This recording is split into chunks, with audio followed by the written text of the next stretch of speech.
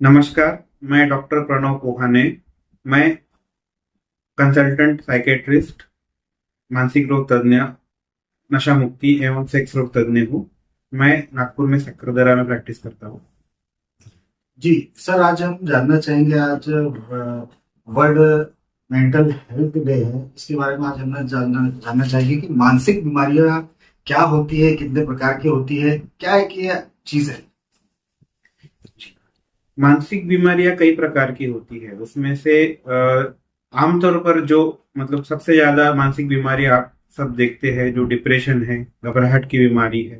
फिर जिसमें पागलपन की बीमारी जो आम भाषा में बोलते हैं, जिसको स्किज़ोफ्रेनिया या मूड डिसऑर्डर भी बोलते हैं। तो इन प्रकार की मानसिक बीमारियां हैं। इसमें जो डिप्रेशन है, डिप्रेशन में उदासीनता, बहुत समय तक उदास रहना, सुसाइड मतलब आत्महत्या के ख्याल आना, कुछ काम में मन नहीं लगना, नींद नहीं आना, घबराहट होना, ये सब लक्षण पाए जाते हैं। जी, आमतौर पर देखा गया है कि लोग बोलते हैं यार हमारा माइंड ही डिस्टर्ब है। तो ये क्या डिस्टरबेंस होता है? माइंड डिस्टर्ब होना मतलब यदि कई समय से, जैसे मैंने अभी बताया कि डिप्रेशन एक चीज होती है या फिर घबराहट की बीमारी होती है, तो माइंड डिस्टर्ब है ना, कई कई समय से यदि कोई आदमी स्ट्रेस का शिकार रहता है या स्ट्रेस को झेल रहा रहता है, तो उसको नींद नहीं आना, घबराहट होना, भूख नहीं लगना या किसी भी काम में मन नहीं लगना की वजह से उसको लगता है कि माइंड डिस्टर्ब हुआ है करके। जी, दिमागी बीमारी में अगर देखा जाए तो सिजोफ्रेनिया गंभीर बीमारी है और इसके रिलेटेड बहुत सारी प्रॉब्लम्स इंसान में देखी जाती है। तो सर ये क्या होती है, इसके बारे में थोड़ा पसंद। जी, स्किज़ोफ्रेनिया जैसे कि शक की बीमारी भी बोलते हैं, या हम भाषा में लोग पागलपन के दौरान आना ऐसा भी बोलते हैं। इसमें दो तीन चीजें होती है, जैसे कान में आवाज आना, जिसको हेलुसिनेशंस बोलते हैं। आवाज, कान में आवाज आ सकती है, या किसी को अपने बारे में बात करते हुए लगता है कि कोई मेरे बारे में बात कर रहा है या कोई मेरे से बात कर रहा है, ऐसे आवाजें आती है।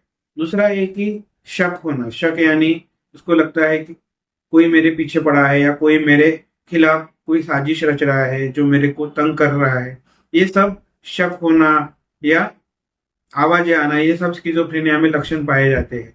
या किसी को लगता है कि मेरे ऊपर किसी ने जादू टोना कर दिया है, कोई मेरे पीछे पड़ा है, मेरे को सताना चाहता है। ये सब वहम या भ्रम उसको रियल लगते हैं। तो इसमें ये सब चीजें होती है। जी, हम आजकल सुनने में आता है सर डोपामाइन शक। तो ये क्या होता है, ये क्या एक्चुअल बीमारी है? मानसिक बीमारियां जो न्यूरोट्रांसमीटर ब्रेन में केमिकल्स होते हैं, जैसे कि केमिकल लोचा बोलते हैं, तो कई प्रकार के केमिकल्स ब्रेन में होते हैं, जैसे कि आपने बोला कि डोपामिन करके।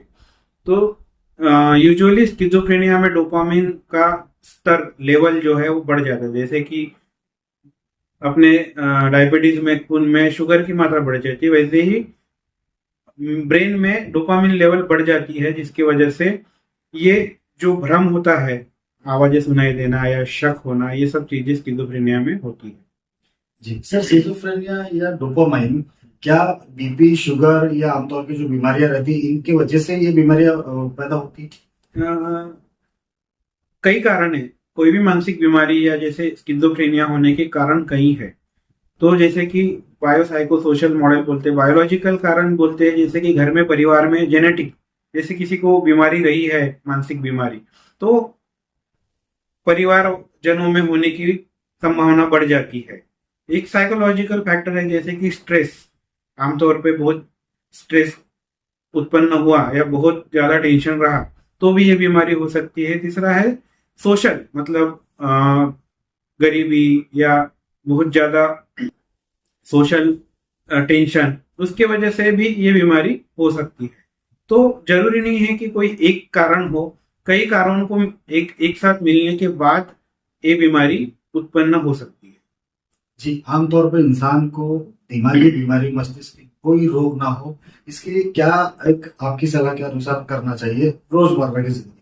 रोजमर्रा की जिंदगी में देखिए, सबसे इम्पोर्टेंट है कि अपना जो रूटीन है, डेली रूटीन है, दिनचर्या है, वो सही रहनी चाहिए। मतलब प्रॉपर नींद हो, प्रॉपर समय पे खाना हो, स्ट्रेस मुक्त जीवन हो, व्यायाम, कसरत, ये सब चीजें यदि बराबर मात्रा में रूटीनली यदि अपन फॉलो करते हैं तो मानसिक बीमारियां और शारीरिक बीमारियों से भी अपन दूर रह सकते हैं। जी सर, आज वर्ल्ड मेंटल हेल्थ डे है, तो क्या कहेंगे कि अपना जो दिमाग है उसको कैसे तंदुरुस्त रखे, कैसे आप लोगों को एक संदेश देना चाहिए?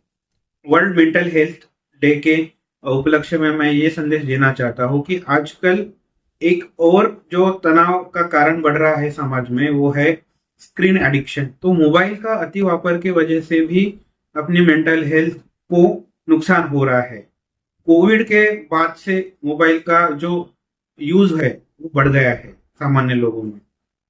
बच्चों से लेके बूढ़े तक हर कोई मोबाइल का आदी हो चुका है। तो इस मोबाइल के यूज की वजह से मेंटल हेल्थ और भी बुरी तरीके से अफेक्ट हो रही है। तो मेरा यही संदेश है कि मोबाइल का जो यूज है वो कम करे, 2 से 3 घंटे ही सीमित रखे और उसके ऊपर गौर करे, तो ही अपनी मानसिक स्थिति ठीक रह सकती है। और सर एक सवाल था कि देखा जाए कहीं ना कहीं आज के डेट में जो है युवा वर्ग में जो है खास करके नशे का जो है प्रमाण सबसे ज्यादा बड़ा है, जिसके कारण जो है कहीं ना कहीं मेंटल डिसऑर्डर भी दिखाई दे रहा है। क्या ये वास्तविकता है? जी, नशा जो है मेंटल डिसऑर्डर का सबसे मुख्य कारण है।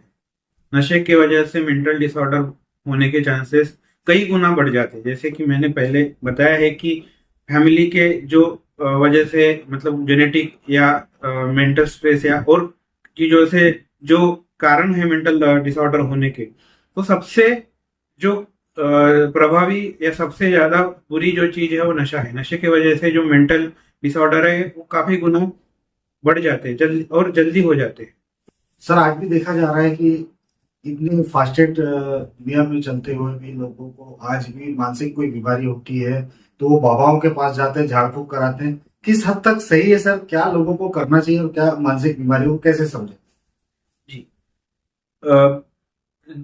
शुरू से ही मानसिक बीमारियों को लेके समाज में एक प्रकार का डर है या स्टिग्मा जो बोलते हैं, है ना, कलंक जो बोलते हैं, एक प्रकार का है कि मानसिक बीमारी होती तो लोग घबरा जाते, डर जाते हैं। उनको लगता है कि मतलब ये बीमारी नहीं है, कुछ भूत बाधा है, कुछ जैसे कि स्किज़ोफ्रेनिया बोला गया है कि आदमी हरकतें ऐसे करता है जिसको इस लोगों को लगता है कि किसी भूत ने इसको पकड़ के रखा है।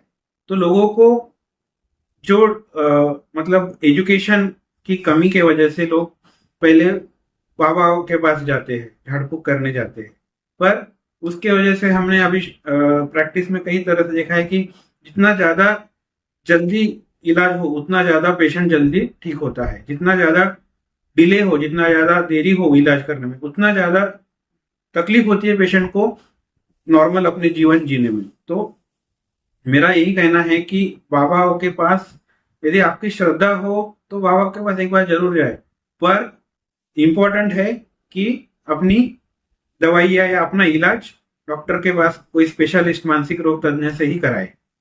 जी सर, बात की जाए आपकी तो आप कितने वर्षों से मस्तिष्क से जुड़ी बीमारियों का इलाज कर रहे हैं और अब तक के आपके पास कौन से विनिंग केस जिसको बोलेंगे, तो किस तरीके से आपका अभी तक एक जर्नी रही उसके बारे में? मैं 2014 से इस फील्ड में काम कर रहा हूँ। 2014 से पेशेंट्स को ट्रीट कर रहा हूँ और 2017 से मैंने अपनी खुद की प्रैक्टिस चालू की है। तो 2014 से मतलब आज 11 साल से मैं इस फील्ड में हूँ और कई पेशेंट देखे हैं, मतलब हर तबके के पेशेंट देखे हैं। तो उसमें विनिंग केस ये है कि मतलब एक पेशेंट है जो जिसने खुद को सुसाइड का अटेम्प्ट किया था, खुद को फांसी, जो बच गया, जिसको मानसिक तौर से बहुत डिप्रेस था और फिर वो अभी नॉर्मल अपना जीवन जी पा रहा है। मतलब उससे मरते मरते वो वापस आके अपना प्रॉपर जीवन वो अभी कर मतलब जीवन यापन कर पा रहा है। जी, बात की जाए तस्मे माइंड केयर सेंटर की, हॉस्पिटल की, तो आज मस्तिष्क से जुड़ी बीमारियों की क्या क्या अपने पास एक अभूतपूर्व पद्धति या उसको नई पद्धति जिसको बोलेंगे, तो किस तरीके से चीजें अपने पास उपलब्ध है और कैसे अपन उसको ट्रीट करते हैं? अपने पास काउंसलिंग सुविधा, बच्चों के लिए मार्गदर्शन है, जो बच्चे पढ़ाई में या जिनका मन नहीं लगता उनके लिए सुविधा है।